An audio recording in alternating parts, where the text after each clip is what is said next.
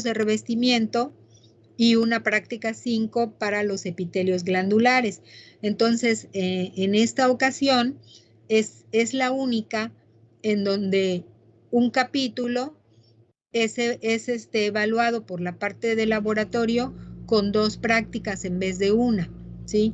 Entonces, lo que vamos a ver hoy es la primera parte de lo que sería la parte de tejido epitelial y que corresponde únicamente a los epitelios de revestimiento. Por eso así hemos titulado esta práctica.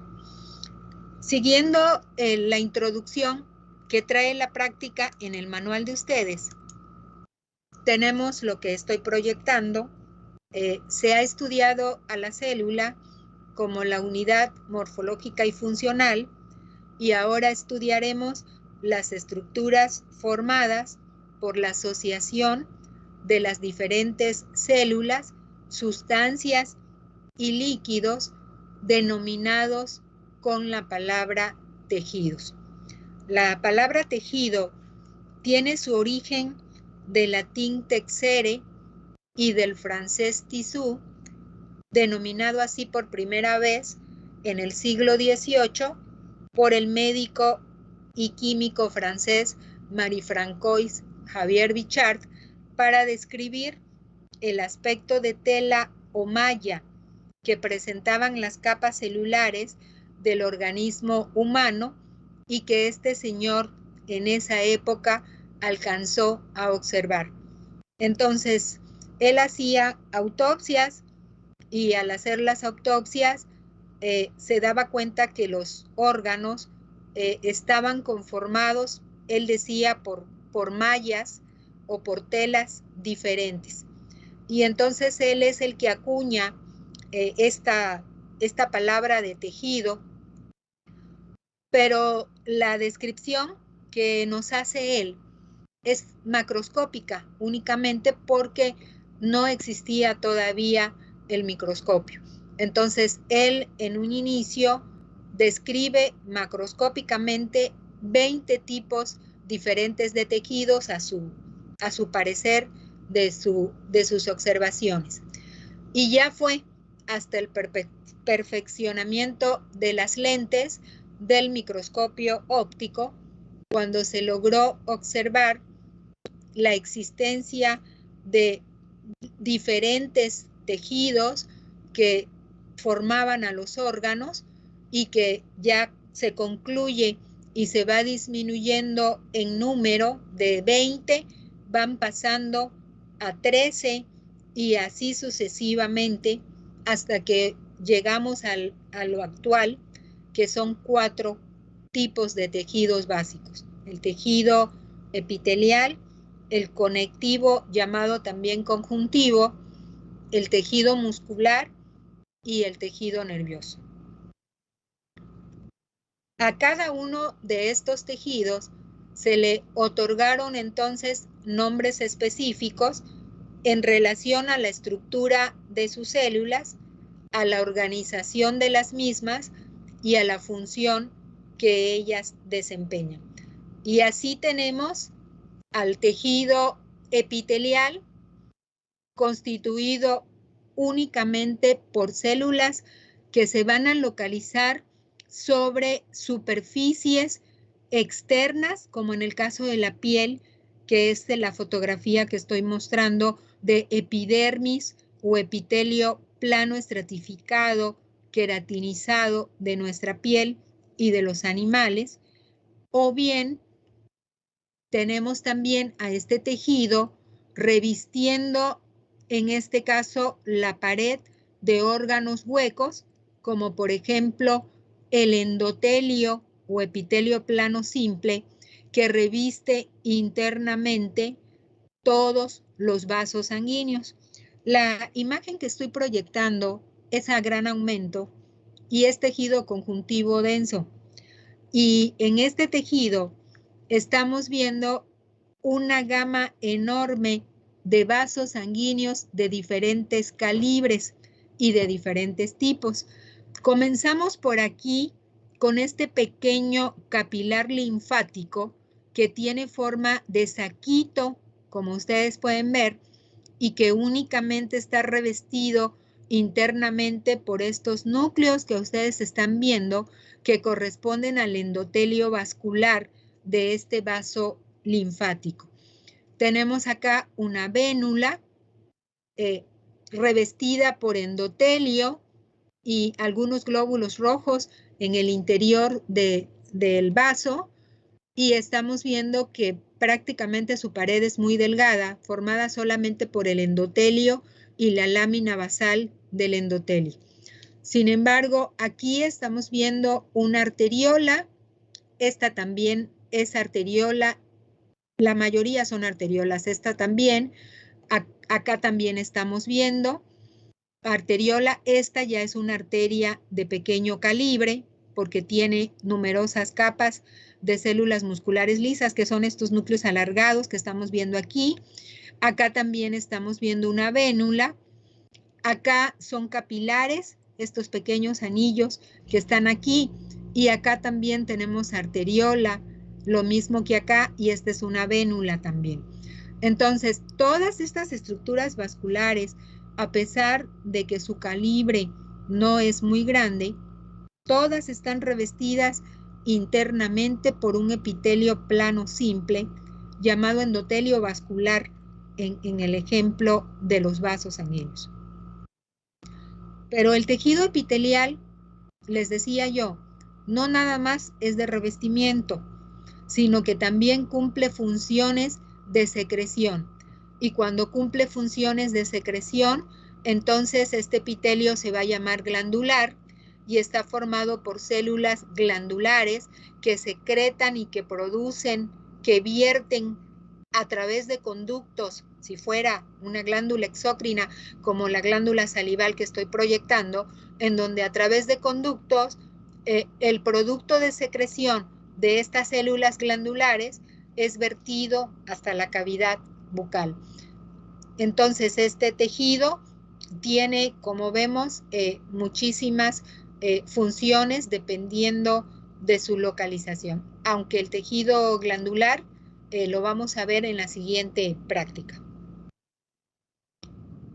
Los objetivos entonces de esta práctica, el primero y el principal es que ustedes identifiquen y describan cada una de las variedades morfológicas del tejido epitelial de revestimiento.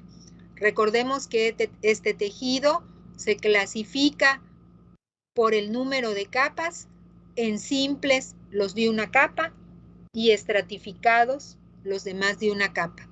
Y por la morfología de las células, los simples se van a denominar plano, simple, cúbico simple, cilíndrico simple, y el especial pseudoestratificado, cilíndrico ciliado. Y los estratificados por la forma de la célula de la capa más superficial se denominarán en planos, en cúbicos, en cilíndricos, y el de transición o polimorfo, que es también un epitelio particular, muy especial dentro de los estratificados. En segundo lugar, o el segundo objetivo, es que una vez que ustedes identificaron y describieron estos tejidos, ustedes pasen a poder conocer órganos o estructuras del cuerpo de los animales y el hombre, en donde se localiza una variedad de cada tipo de epitelio de revestimiento.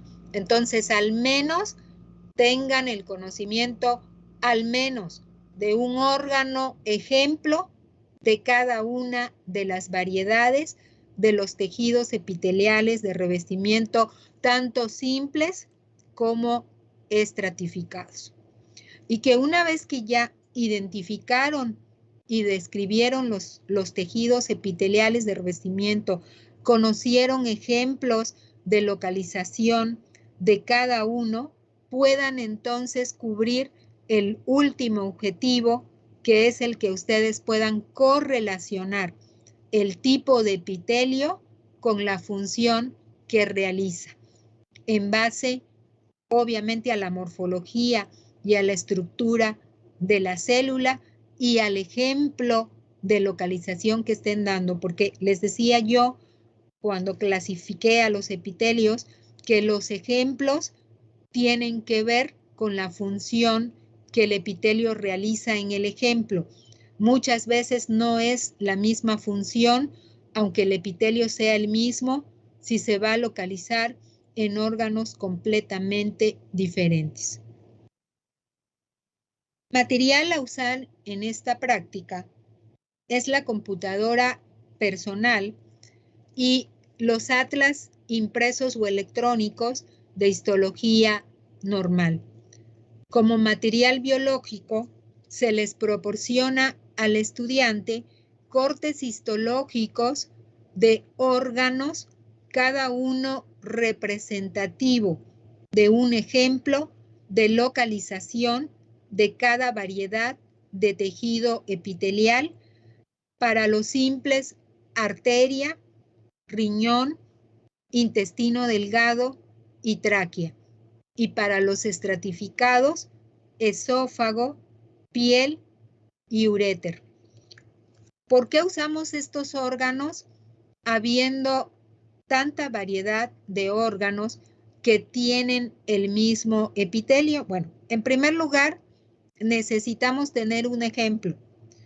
En segundo lugar, escogemos el ejemplo más abundante de localización del epitelio y el más fácil de identificar.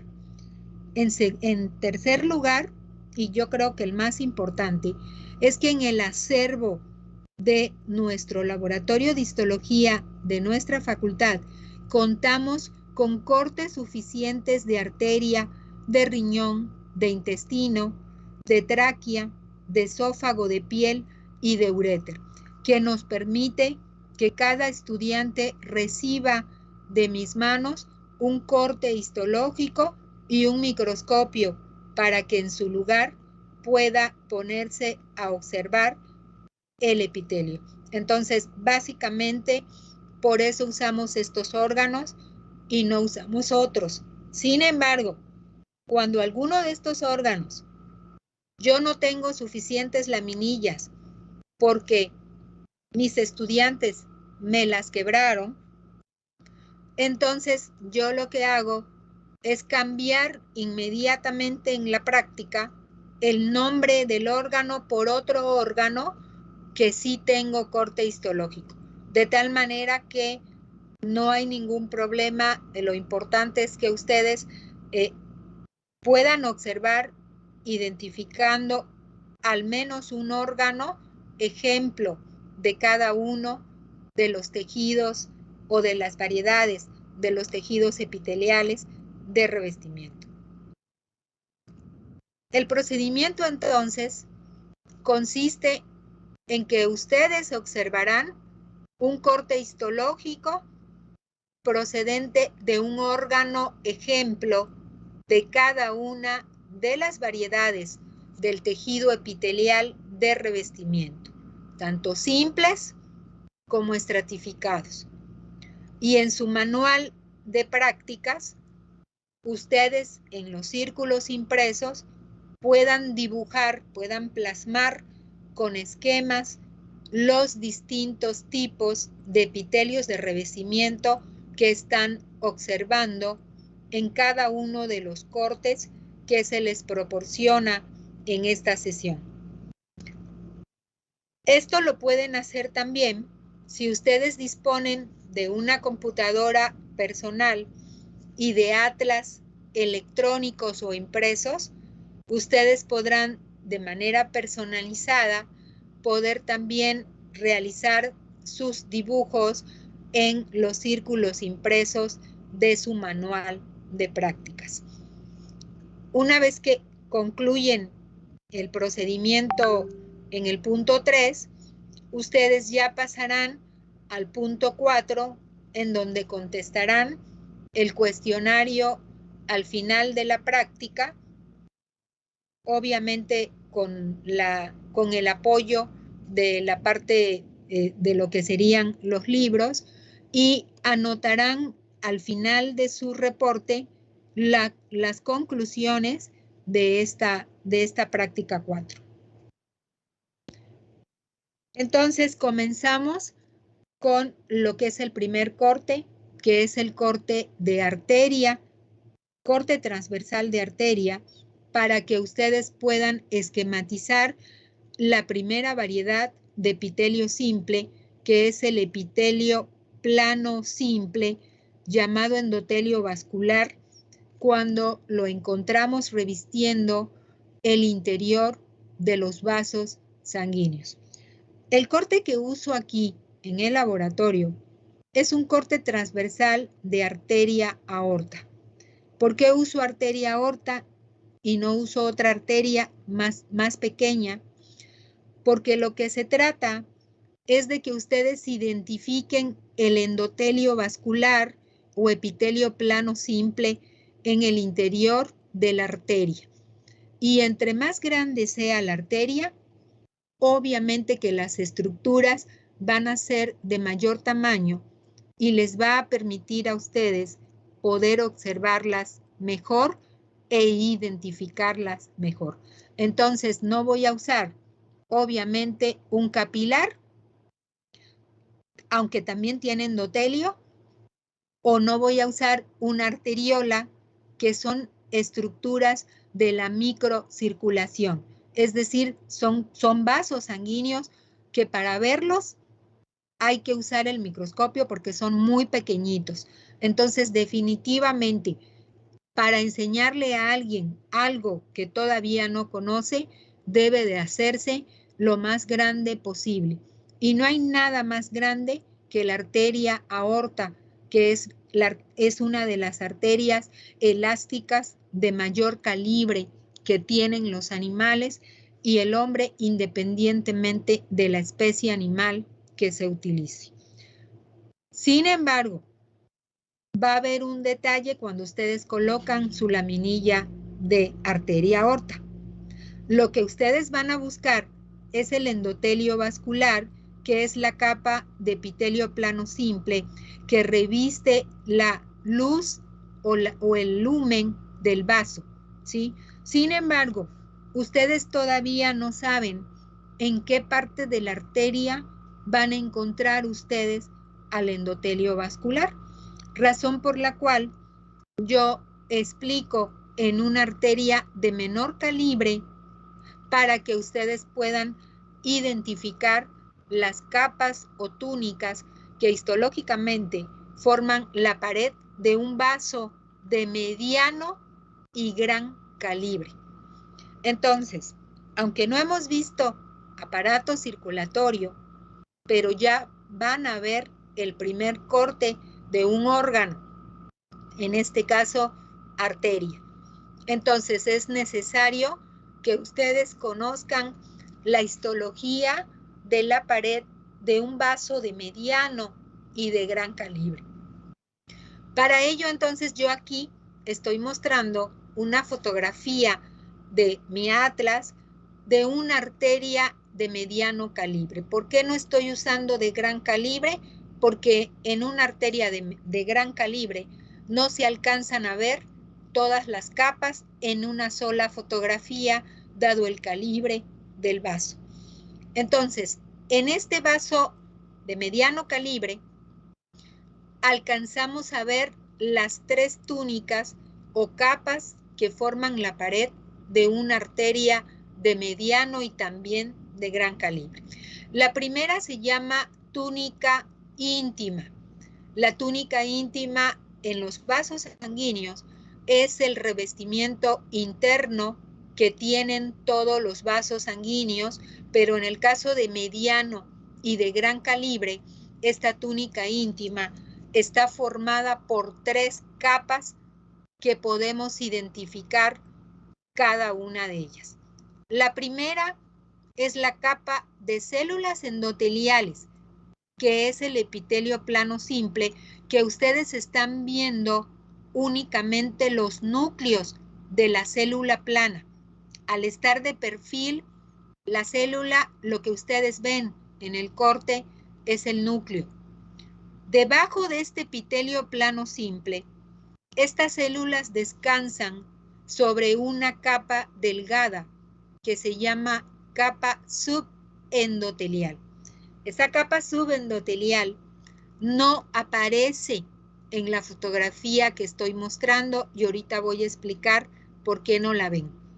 La tercera capa de la túnica íntima es esta capa en color rosa que tiene forma de onditas que ustedes están viendo aquí y que se llama limitante elástica interna.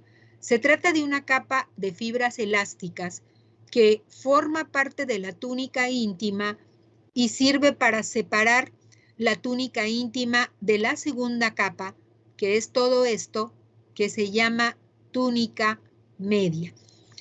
Esta capa de fibras elásticas está presente bien desarrollada en las arterias y menos desarrollada, inclusive puede estar ausente, en las venas.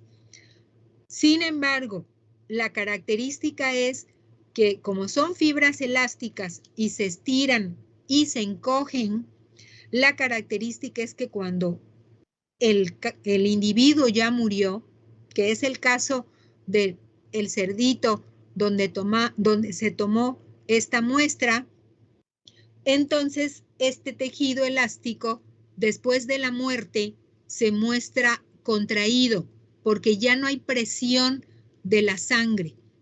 Entonces, siempre en una arteria que ustedes, no importa qué arteria sea, cualquier arteria de mediano y de gran calibre que ustedes vean, siempre va a aparecer la limitante elástica interna, así como está aquí, recogida, ¿sí? Porque ya no hay presión sanguínea. Entonces, la característica es que este plegamiento hace que la capa subendotelial, como es muy delgada, no se pueda observar y parezca que nada más está la capa de tejido elástico y que por encima están los núcleos de las células endoteliales, que es el epitelio plano simple. La túnica media, que es la segunda capa, como ustedes pueden ver, es la más gruesa de las tres y está formada por fibras musculares lisas intercaladas con tejido elástico en menor proporción. ¿Por qué no se ven las fibras elásticas como las vieron aquí? ¿Por qué no se ven aquí? Porque esta capa de tejido elástico se encuentra intercalada con las células musculares lisas y entonces para poder verlas necesitamos una tinción especial para fibras elásticas. Una tinción como esta, que es de hematoxilina eosina, las fibras elásticas están por las células musculares lisas y no las podemos ver. Sin embargo, si ustedes son curiosos, aquí en esta zona de aquí alcanzan a ver una culebrita rosada como un gusanito, acá también y por acá también, y seguramente si abro muy bien los ojos por ahí voy a encontrar algún otro, ¿sí? Esto es normal que se alcancen a ver algunas cuantas por ahí. ¿Qué son estas rayitas moradas? Son los núcleos de las células musculares lisas que forman la túnica media de la arteria. La última capa es como ustedes pueden ver, es menos gruesa que la segunda en las arterias y se llama túnica adventicia. Esta túnica adventicia está formada por tejido colagenoso denso y por fibras elásticas que, como ustedes pueden ver en esta región de aquí, sí se alcanzan a visualizar perfectamente bien, de color rosa intenso, igual que la limitante elástica interna que está acá. Entonces, en un vaso de mediano calibre, nosotros con un objetivo de bajo aumento, podemos ver todas las capas que forman la pared de una arteria de mediano calibre. Pero si estuviéramos viéndolo a mayor aumento, es muy probable que nos quedemos aproximadamente hasta la mitad de la túnica media, porque no alcanzaremos en un solo campo a ver desde la túnica íntima hasta donde termina la túnica adventicia. Por eso quise mostrar esta imagen, para que una vez explicado cómo es una arteria y ustedes colocan su laminilla de arteria aorta, lo que ustedes van a buscar es la luz de la arteria y comenzar a tratar de identificar la túnica íntima, la túnica media y la túnica adventicia. Y una vez que ya identificaron las capas, entonces ya saben que esta capa de aquí es la que tienen que pasar al objetivo de mayor aumento para que ustedes puedan hacer su esquema en su círculo impreso. Entonces, el círculo de ustedes a dibujar estaría ubicado aproximadamente aquí. Siempre me tienen que dejar un pedazo de luz, porque se trata de un órgano hueco y el revestimiento es interno. Siempre que sea un órgano hueco, tenemos que dejar luz para indicar que estamos en la superficie interna del órgano. Y de esa manera poder identificar el endotelio vascular o epitelio plano simple y dibujar hasta donde ustedes alcancen en el círculo impreso que ustedes tienen en el manual. En esta práctica no es la instrucción que ustedes dibujen todas las túnicas, sino la instrucción es que ustedes puedan identificar y describir, en este caso, el epitelio plano simple o el endotelio vascular. Les traje otro corte de arteria mediana, pero se trata de un animal más pequeño, se trata de gato. Al tratarse de una especie animal más pequeña, aunque la arteria también es de calibre mediano, ustedes pueden visualizar en la fotografía que el grosor de la arteria es menor. Sin embargo, nos permite ver algo que no vimos en la anterior. Estamos viendo los núcleos aplanados de la célula epitelial del revestimiento plano simple de la arteria, pero estamos viendo la capa subendotelial, cosa que no veíamos en la arteria anterior. Y vemos la limitante elástica interna más relajada, no tan plegada como la estaban viendo en la anterior imagen. La túnica media sigue siendo gruesa porque es una característica de las arterias, y la túnica adventicia delgada porque también es una característica de las arterias. La túnica adventicia en las arterias nunca será más gruesa que la túnica media, sin importar el calibre del vaso. Y acá es otra imagen de una arteria, pero esta no es de mediano calibre, esta es de gran calibre.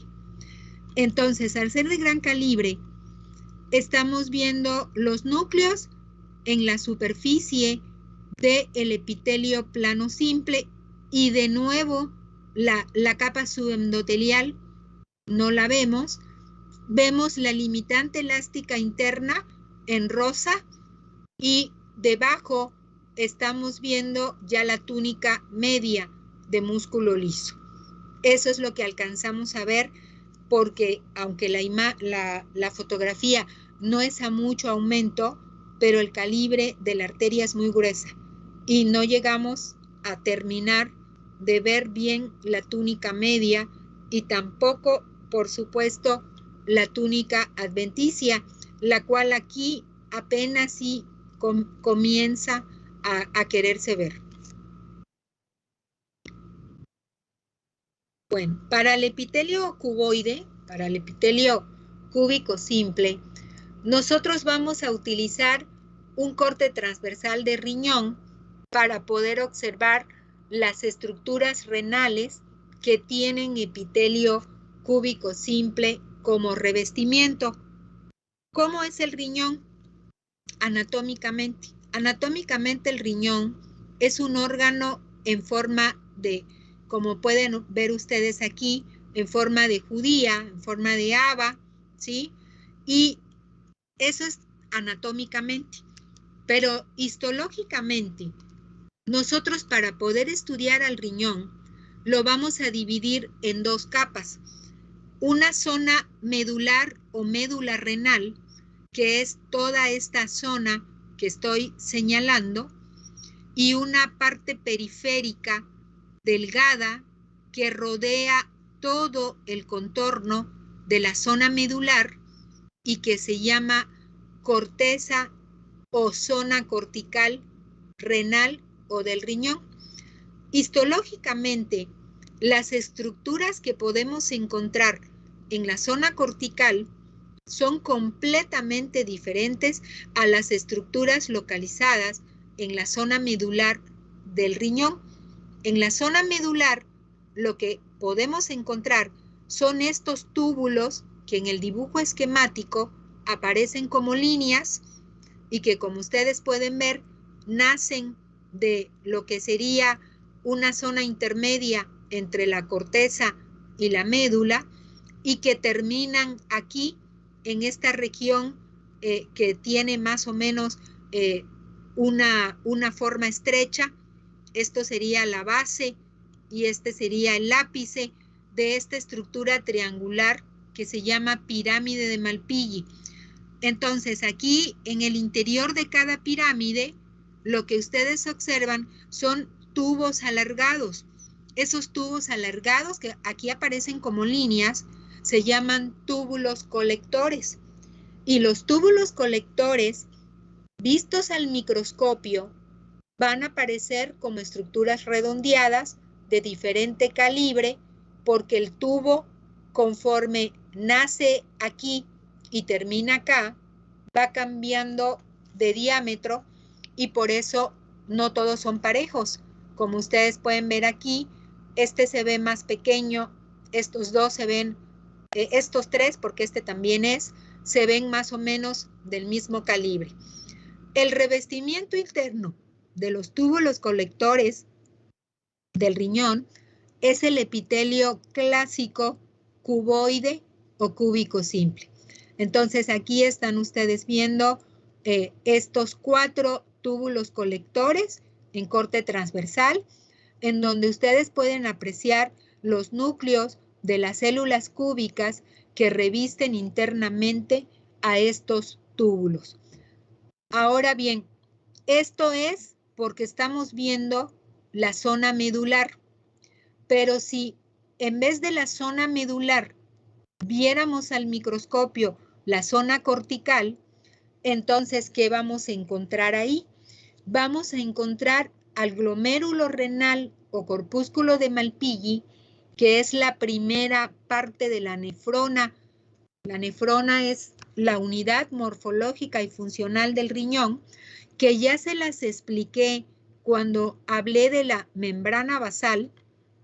Entonces, tenemos en la zona cortical numerosos glomérulos rodeados en todo su contorno por numerosísimos túbulos, los cuales están cortados transversalmente y van a aparecer redondeados cuando son túbulos contorneados proximales y van a aparecer alargados cuando son túbulos contorneados distales. Entonces, ustedes pueden fijarse que estos túbulos también tienen epitelio cúbico simple, de tal manera que ustedes pueden dibujar con toda libertad en el círculo impreso varios túbulos corticales o pueden optar por los túbulos colectores de la zona medular, lo que a ustedes les parezca más fácil, mejor, que ustedes puedan esquematizar ese epitelio cúbico simple. Lo que no quiero es que me dibujen al glomérulo renal. porque en el glomérulo no hay epitelio cúbico simple. Entonces ustedes deberán dibujar o bien los túbulos de la zona cortical o bien los túbulos de la zona medular. Esta es otra imagen, pero de zona medular, en donde a mayor aumento que la fotografía anterior, ustedes pueden ver numerosos túbulos colectores. La mayoría está del mismo calibre, como ustedes pueden ver, y la estructura histológica es la misma.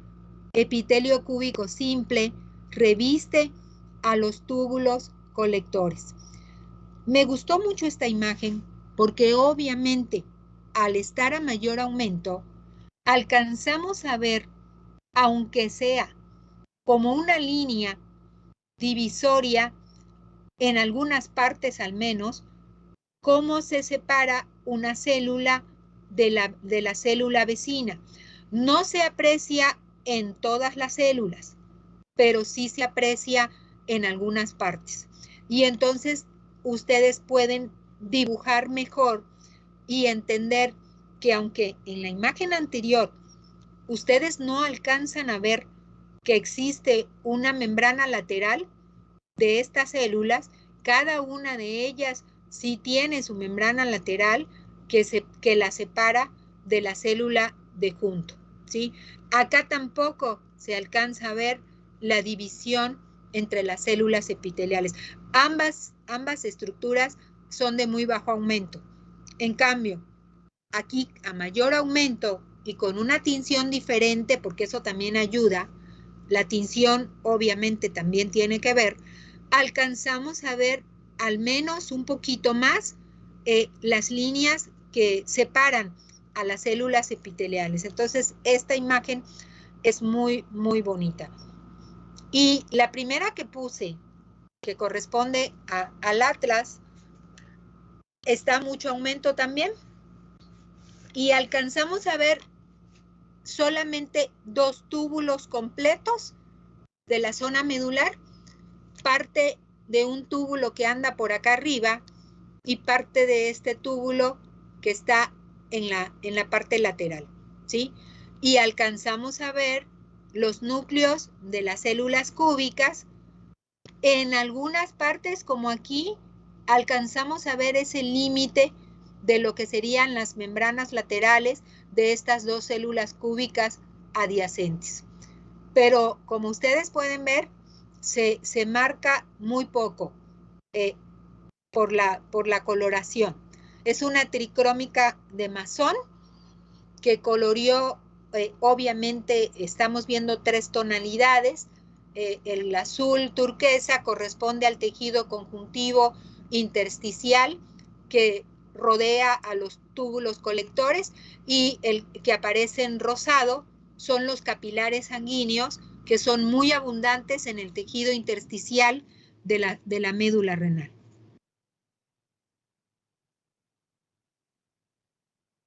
Pasamos ahora al epitelio cilíndrico simple.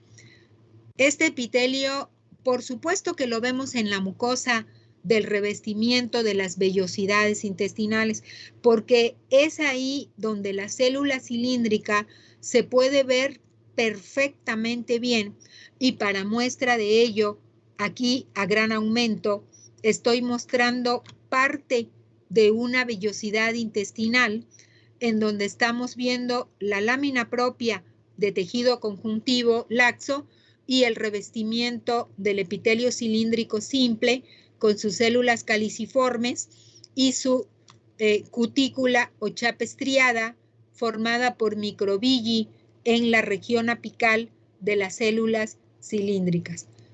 Aquí en la imagen se alcanza a ver parte del epitelio de la otra vellosidad que está contigua a esta que está aquí. Esto sería el espacio entre esta vellosidad y la vellosidad que está junto.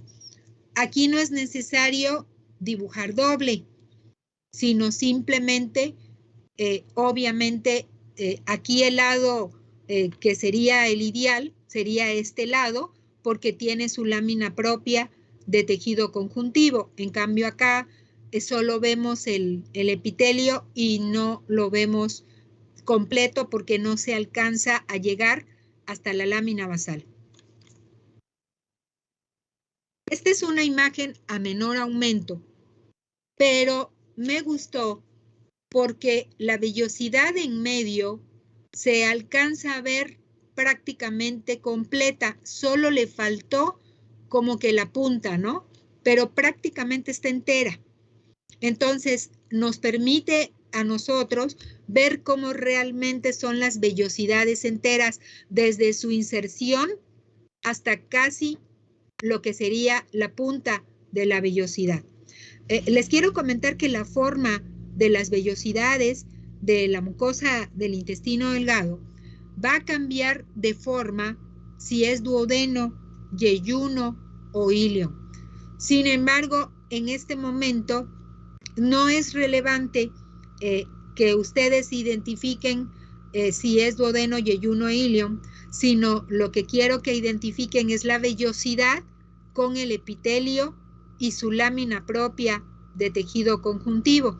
Entonces, aunque aquí alcanzamos a ver la mitad de la vellosidad contigua y alcanzamos a ver a la vellosidad completa que se encuentra contigua a esta, que por cierto está cortada de otra forma, entonces no se aprecia como debe de verse. De las 3 vellosidades, casi 4 con la que se ve acá, la única que está, podemos decir, en condiciones óptimas para poder ejemplificar al epitelio cilíndrico simple es la de en medio. Y aquí en este recuadro lo que les estamos mostrando es lo que sería el puro epitelio y parte de la lámina propia a un aumento mayor del que está aquí. Entonces aquí se ve la cutícula o chapa estriada, las células cilíndricas y una célula caliciforme o de Glovet. Y obviamente una pequeña cantidad del tejido conjuntivo laxo de la lámina propia. Esta imagen es muy bonita porque aunque la vellosidad no está completa desde su inserción hasta la punta, pero la fotografía alcanzó a poder captar a mucho aumento el epitelio de revestimiento de esta vellosidad y su lámina propia de tejido conjuntivo laxo. De tal manera que aquí sí podemos ver al menos como una pequeña línea cómo se separa esta célula cilíndrica ciliada de la célula vecina. No se alcanza a ver de todas, aquí ya se perdió, pero de algunas sí logramos ver la separación entre una célula cilíndrica ciliada y la célula de junto. Alcanzamos a ver la célula caliciforme en esta tinción especial y la lámina propia con sus componentes en el interior. Se alcanza a ver la mitad de otra vellosidad en donde también se ve el epitelio perfectamente bien y parte de su lámina propia. Lo que me gusta de aquí es que esta célula caliciforme la tomaron justo cuando la célula se abre para descargar el moco. Aquí lo pueden ver claramente en esta zona aquí. Sin embargo, obviamente la vellosidad que se ve mejor, por supuesto que es esta que prácticamente está completa. Para el epitelio especial, el pseudo estratificado cilíndrico o ciliado, obviamente no hay mejor lugar que el aparato respiratorio, en donde este epitelio se le llama precisamente con la sinonimia de epitelio respiratorio por localizarse prácticamente revistiendo desde las fosas nasales hasta los bronquios. Sin embargo, en el corte transversal de tráquea es en donde el epitelio se puede mostrar en todo su esplendor, de tal manera que la imagen que estoy proyectando corresponde a el epitelio de la mucosa de la tráquea de una vaca, lo cual hace que, aunque sea a mucho aumento, nosotros lo veamos tan grande. Y entonces aquí pueden ustedes corroborar que este epitelio es pseudoestratificado porque todas las células descansan sobre la lámina basal, pero los núcleos de las células se disponen a diferentes alturas. Entonces tenemos las células basales, las células que se le conoce como escoba o en cepillo o brush shells, que se le llama también. Algunos núcleos van a ser de células del sistema neuroendocrino difuso y los núcleos más altos van a corresponder a la célula cilíndrica ciliada. Entonces, también estamos viendo las células caliciformes que forman parte del epitelio respiratorio, igual que en el intestino delgado, como acabamos de ver recientemente. Aquí estoy mostrando a mucho aumento también, pero obviamente son órganos más pequeños, oveja y gato, pero estamos viendo muy bien al epitelio pseudoestratificado cilíndrico ciliado, mostrado aquí en el número 12, desde la lámina basal hasta las pestañas, que son los cilios en la región apical de las células cilíndricas. Y lo mismo en el caso de aquí de gato, estamos viendo desde la lámina basal hasta lo que son los cilios en la región apical. Y bueno, la lámina propia se muestra muy bien aquí, también acá. Aquí se les identificó algunas estructuras de la lámina propia, como esta glándula serosa en corte transversal y las fibras elásticas que se encuentran en la lámina propia de la tráquea. La tráquea tiene tejido elástico para que se pueda abrir, para que el aire pueda pasar. Y les quise traer también otra imagen del epitelio pseudoestratificado cilíndrico ciliado, en tráquea también, pero con una tinción de azul de toloidina, en donde ustedes ven todo en azul, pero de diferentes graduaciones, dependiendo de la estructura que están observando, ¿no? La célula caliciforme, las células cilíndricas ciliadas, los núcleos se tiñeron con esta coloración, con este color azul precioso que estamos viendo aquí. Bueno, ya pasamos ahora a los epitelios no de una sola capa, sino de más de una, ejemplificando al epitelio plano, estratificado, no queratinizado. Este epitelio es muy abundante, se encuentra en la boca, se encuentra en el esófago, lo encontramos también en el revestimiento del ano, lo podemos encontrar en algunas partes de la laringe, como por ejemplo la orofaringe, la orolaringe, y también obviamente en lo que es una parte muy especial de la laringe, que les voy a mostrar aquí mismo para que ustedes lo puedan observar. Sin embargo, ¿por qué preferimos esófago? Porque en el esófago el epitelio se muestra grueso como es, y entonces ustedes pueden visualizar desde los núcleos aplanados de la superficie de este epitelio, pasando por los diferentes estratos o capas celulares hasta llegar al estrato basal, en donde termina el epitelio. Entonces, por esa razón usamos esófago, porque independientemente de la especie animal, el epitelio es muy grueso y nos permite verlo perfectamente bien cuando nosotros lo vemos a 40 o cuando lo vemos a inmersión.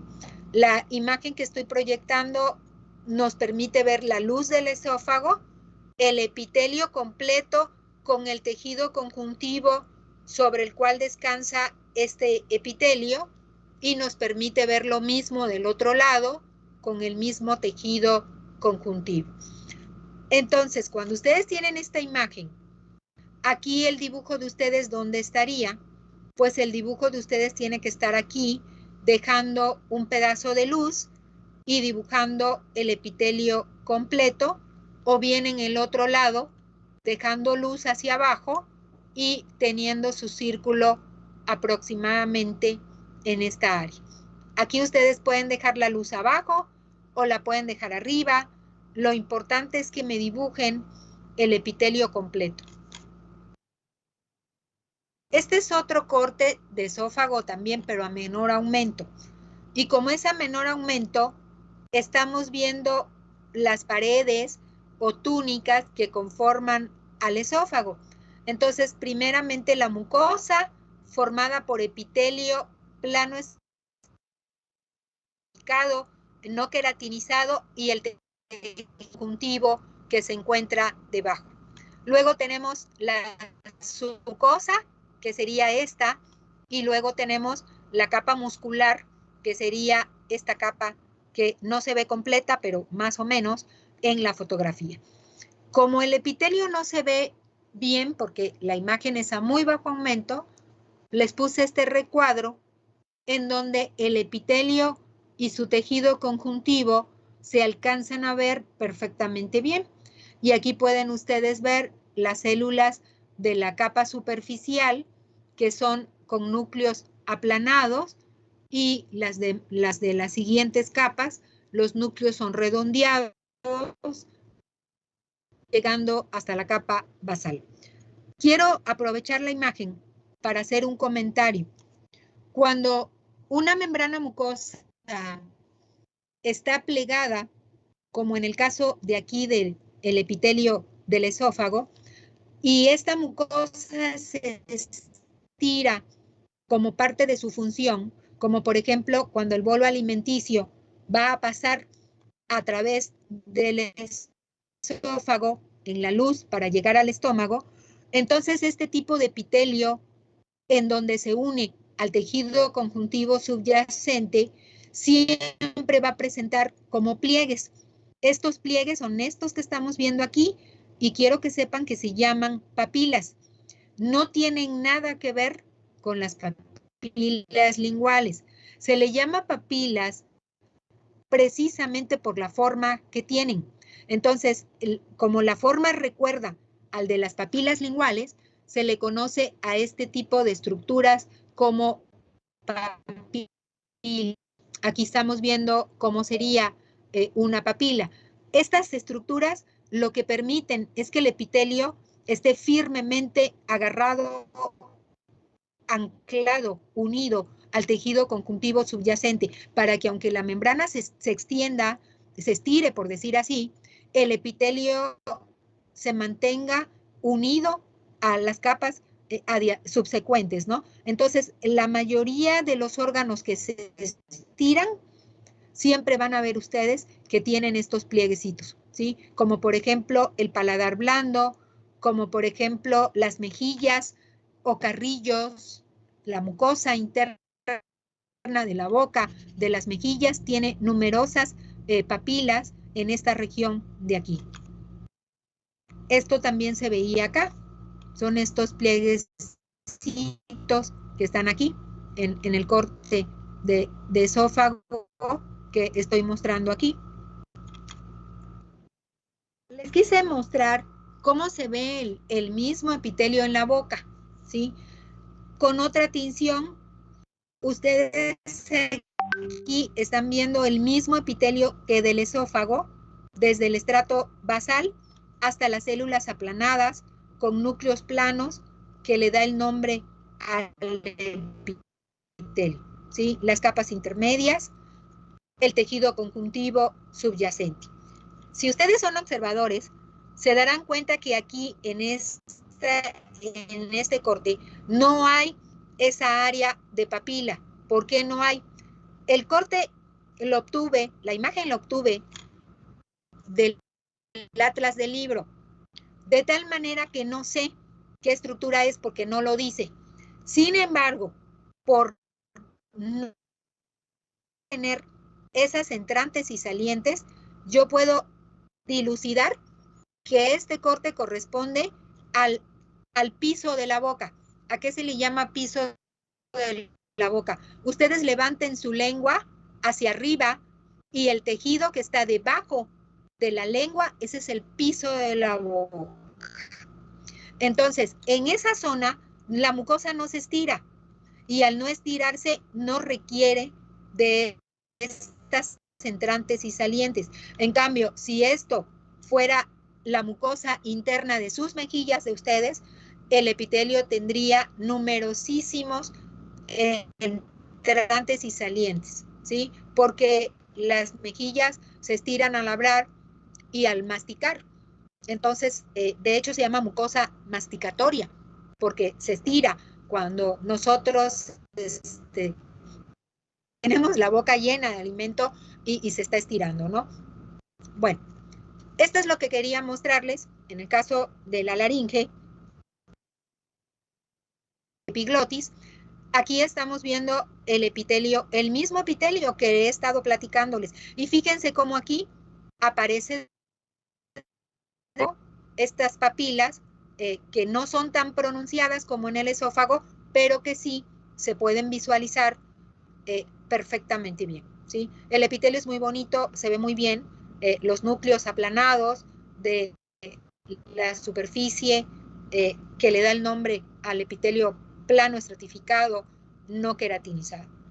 Si ustedes optaran por boca, optaran por epiglotis o optaran por otro órgano que tuviera este epitelio, lo único que sí les pido es que en el círculo impreso le quiten la palabra de esófago y le pongan el nombre del corte que ustedes me dibujaron para que yo pueda entender el esquema de ustedes.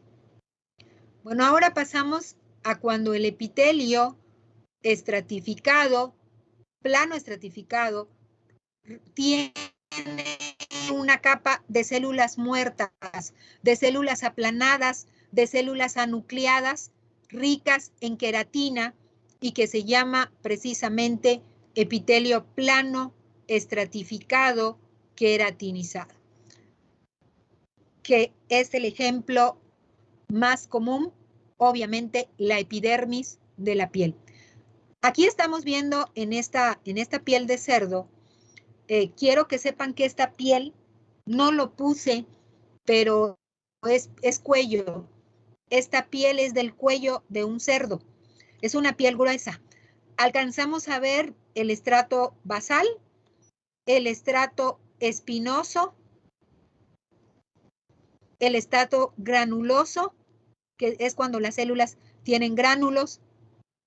Ay, Dios mío, se me va a apagar mi computadora. El estrato lúcido y este se llama el estrato córneo o la queratina. Por favor, permítame conectar mi computador.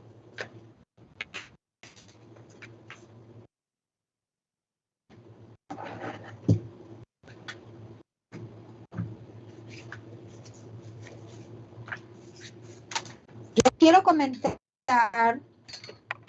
que este epitelio de 5 capas, que es la piel, se puede observar de diferente grosor dependiendo de qué parte del cuerpo estemos viendo. Tenemos piel fina en nuestro cuerpo. La piel fina está en los labios, está alrededor de los ojos y en la cara. La piel es muy delgada en comparación con, obviamente, otras partes como sería el abdomen, por ejemplo, y ya ni qué decir de la región palmar y plantar, obviamente, ¿no? Fíjense cómo en la piel las papilas son muy marcadas y profundas y por esa razón la dermis de tejido conjuntivo laxo que ocupa estos espacios se le denominó dermis papilar o región papilar de la dermis, precisamente porque rellena estas entrantes y salientes en donde el epitelio está firmemente unido a la dermis para que durante el estiramiento de la piel no se lleguen a separar. Bueno, este es otro corte de piel, es piel gruesa también, con otra tinción, y aquí estamos viendo lo que son los estratos celulares y la capa del estrato córneo, de la queratina, de la superficie de este epitelio. Estamos viendo la dermis papilar de tejido conjuntivo laxo. Les quise mostrar cómo se ve un corte de piel delgada, de piel fina. Como ustedes pueden ver, es el mismo epitelio, plano, estratificado, queratinizado, pero el número de capas es menor. ¿Qué capas son las que están disminuidas? El estrato lúcido y está completamente ausente en la piel delgada, y el estrato granuloso es muy delgado también. Los estratos más gruesos, obviamente, es el espinoso, que son varias capas, y el estrato basal, que está formado por una sola capa de células que descansan sobre la lámina basal. Y por supuesto que la capa de queratina no debe faltar, porque si falta, entonces ya no es un epitelio queratinizado, ¿sí? Esta piel es piel delgada, es la piel delicada que cubre los testículos, se llama escroto. Y entonces esta piel es una piel fina, una piel suave y delicada. El tejido conjuntivo de la dermis se aprecia. Disculpe, Miss. Perfectamente bien, sí, dígame. ¿Cómo dijo que se llamaba? ¿Que se llamaba qué, perdón? La línea morada, la piel. Este es el Ajá. epitelio. Okay, Es el mismo epitelio que hemos estado viendo acá. Es este mismo. Nada más que como es piel delgada, lo vemos adelgazado. Es el epitelio plano estratificado, queratinizado, es la epidermis de la piel, pero esta es una piel fina, es la piel que cubre a los testículos, muy suavecita y muy delgadita. Bueno, tenemos ahora al epitelio de transición o polimorfo. Este epitelio lo vamos a encontrar desde los cálices mayores de la pelvis renal. Todo el uréter tiene este revestimiento y toda la vejiga urinaria en el interior de su mucosa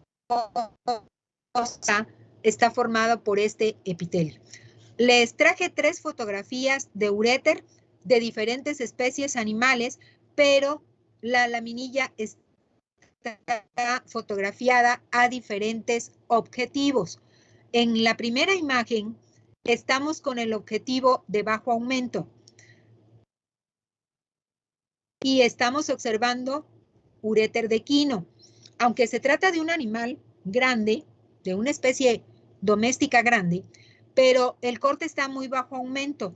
Entonces, podemos observar la luz del uréter, cómo se pliega la mucosa del uréter, formando esta estructura que yo le llamo estrella, cuando la veo completa, y este revestimiento es el epitelio de transición y la lámina propia de tejido conjuntivo laxo sobre la cual descansa el epitelio, y después tenemos una capa gruesísima de músculo liso que forma prácticamente todo lo que resta de la pared de este órgano en el equino. En este animal no hay submucosa, entonces solo vemos mucosa y muscular. Esas son las capas que estamos observando aquí en el corte que estoy presentando. El corte de abajo es a mayor aumento, pero es de cerdo. Aquí estamos viendo el epitelio de transición la lámina propia de tejido conjuntivo laxo y estamos viendo la submucosa y apenas va a comenzarse a ver la muscular que ya no se ve en la fotografía prácticamente, ¿sí? En este animal hay submucosa, en este no hay submucosa.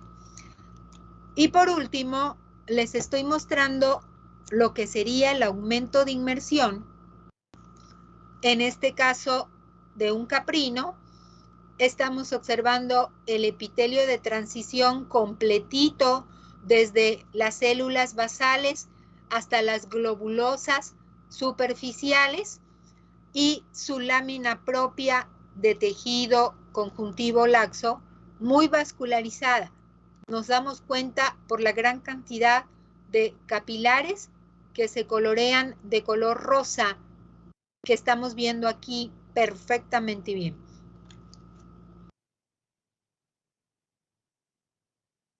Les quise traer cómo se ve en vejiga urinaria. No hay diferencia entre el epitelio de transición del uréter y el de vejiga urinaria relajada, puesto que se trata del mismo epitelio, ¿sí? Quizás les guste más aquí, a lo mejor les gusta más en uréter, pero es el mismo epitelio. Es un epitelio estratificado, formado por células basales y por varias capas celulares, y las últimas son como globulosas, redondeadas, y por eso se le llama de transición. Y la lámina propia de tejido conjuntivo laxo, exactamente igual que la lámina propia en el caso del uréter. Ustedes pueden optar por uréter, pueden optar por vejiga urinaria, no sé, conforme a ustedes les parezca mejor. Bueno, pasamos ahora a lo que ustedes van a hacer.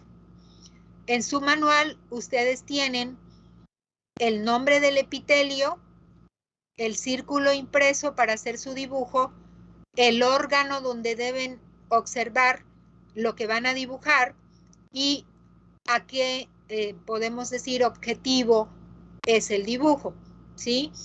Entonces, les decía yo, al tratarse de una arteria, que es un órgano hueco, deberán dejarme un pedazo de luz y luego comenzar a esquematizar desde el endotelio vascular hacia la túnica media, hacia abajo. En el epitelio cúbico simple, lo que van a esquematizar son los túbulos. ¿Cuántos túbulos le caben a usted en el círculo? Pues va a depender del tamaño de la escala a la cual van a dibujar los túbulos. Si los dibujan grandes, pues le cabrá yo creo como unos 3. Si los dibujan pequeños, les van a caber más. Pero yo recomendaría que fuera una escala término medio en donde se pudiera apreciar la estructura del epitelio cuboide. En el caso del intestino delgado, lo que van a esquematizar es una vellosidad intestinal. No me interesa que me dibujen más de una, lo que me interesa es que la vellosidad esté completa y que pueda verse todo el contorno del epitelio cilíndrico y su lámina propia de tejido conjuntivo laxo. En el caso de la tráquea es lo mismo que en el caso de la arteria.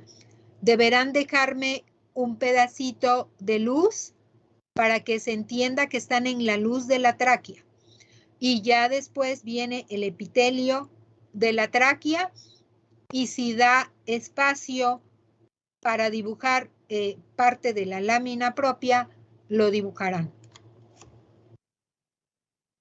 En el caso de la piel, perdón, del esófago primero, se trata también de un tubo hueco, pero el epitelio es muy grueso y como es muy grueso, aquí yo recomiendo que la cantidad de luz que me dejen sea prácticamente un pedazo muy pequeño para que ustedes puedan esquematizar en todo su esplendor el epitelio plano estratificado no queratinizado. Y en el caso de la piel, no se trata de un órgano hueco, pero se trata de una superficie. Entonces, al tratarse de una superficie, también hay que dejar un pedacito de espacio y ya comenzar a dibujar los estratos celulares que forman al epitelio plano, estratificado, queratinizado. Para el epitelio de transición, si escogen urétero, escogen vejiga urinaria, sigue siendo un órgano hueco.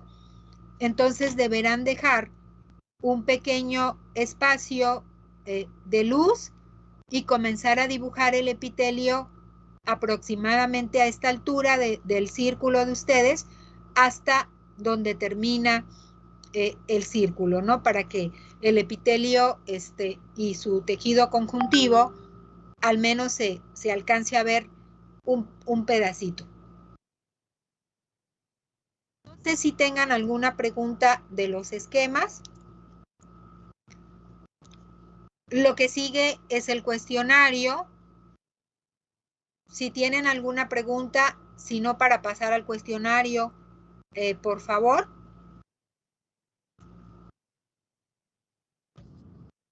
Sí, todo es dibujado.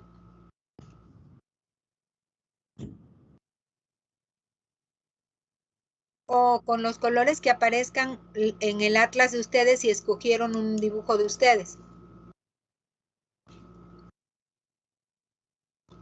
Así es, de preferencia.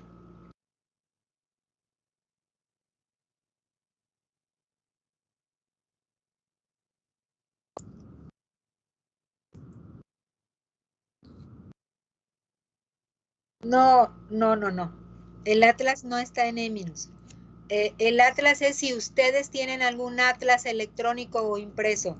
Si ustedes no tienen atlas electrónico o impreso, pueden utilizar mis imágenes que les estoy presentando porque son de atlas.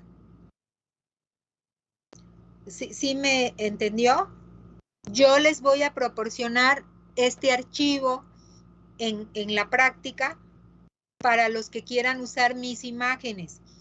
Y los que quieran usar imágenes propias, las pueden utilizar también, siempre y cuando sea el órgano que tiene el mismo epitelio que deben de dibujar.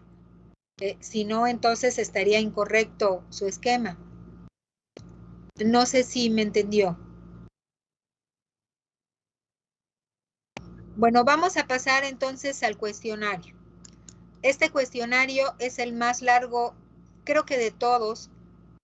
Me podría yo decir que es el más grande de todos. Si mal no recuerdo, bueno, hay uno que otro por ahí todavía con muchas preguntas, pero la mayoría, este es el más largo. La primera pregunta es un regalo del cielo. ¿Cómo se denomina al epitelio plano simple cuando se encuentra revistiendo la superficie interna de los vasos sanguíneos?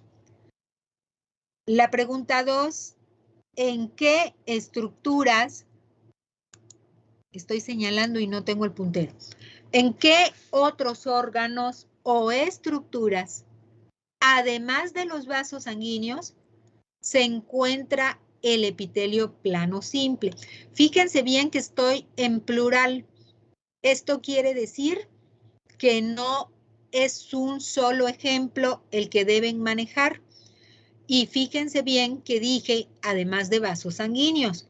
Si ustedes vieron el epitelio en arteria y me ponen vena, la vena es un vaso sanguíneo, por el amor del cielo. Entonces, ninguna estructura vascular pueden poner aquí como respuesta, porque estoy sacando de la jugada a los vasos sanguíneos. Entonces, fuera de los vasos sanguíneos, ¿en dónde podemos encontrar este epitelio? Es lo que tienen que contestar aquí. Lo mismo pasa con la número 3. ¿En qué otros órganos o estructuras, además del riñón, se localiza el epitelio cúbico simple. Entonces, no es válido poner ninguna estructura renal porque mientras esté dentro del riñón, están en riñón. Entonces, poner túbulos contorneados proximales o distales del riñón o poner túbulo colector sigue siendo riñón. Estoy preguntando en qué otros órganos o estructuras, además del riñón, este epitelio lo pueden encontrar. En el número 4, dice qué otros órganos, además del intestino delgado, tienen epitelio cilíndrico simple. El intestino delgado está dividido en 3 segmentos: duodeno, yeyuno e ilion. Si ustedes me ponen duodeno, yeyuno e ilion, están hablándome del intestino delgado. Entonces deben de ser otros órganos diferentes al intestino delgado. La pregunta 5, las células de revestimiento interno del intestino delgado, ¿qué función realizan? En el número 6, ¿qué funciones, está en plural, qué funciones tiene el epitelio pseudoestratificado cilíndrico ciliado en el aparato respiratorio? Este epitelio en el aparato respiratorio tiene varias funciones. Eso es lo que quiero que me contesten. En el número 7, ¿cuántos tipos de células componen este epitelio de la pregunta anterior en el aparato respiratorio? Hay que investigar ese epitelio respiratorio, cuántos tipos de células tiene y cómo se llaman esas células. Número 8, ¿por qué se llama epitelio pseudoestratificado? En el número 9, ¿en qué órganos, además del esófago, encontramos al epitelio plano estratificado no queratinizado? La pregunta 10 dice, son 2 respuestas. La primera es, ¿qué es la queratina? Y la segunda es, ¿cuál es la función que la queratina tiene? Obviamente estamos hablando de la queratina de la piel. En el número 11, ¿por qué se le llama epitelio de transición? ¿Al epitelio de transición? Bueno, todas las preguntas son un regalo del cielo, porque desde que comencé a hablar del tejido epitelial hasta esta clase, no he parado de decir todas las respuestas de este cuestionario. Ni siquiera tienen que investigar gran cosa, porque la mayor parte se ha tratado dentro de la parte teórica de lo que es esta unidad de tejido epitelial. Bueno, no sé si hasta aquí tengan alguna pregunta o comentario antes de despedirme de ustedes. No, profe, todo bien. Bueno, entonces mañana retomamos donde nos quedamos en la parte teórica, que me parece era tejido ya conjuntivo, y entonces continuaré con el tejido conjuntivo. Ok, Miss, gracias. Tenga bonita tarde. Igual ustedes también. Buen provecho los que van a comer y feliz tarde a todos.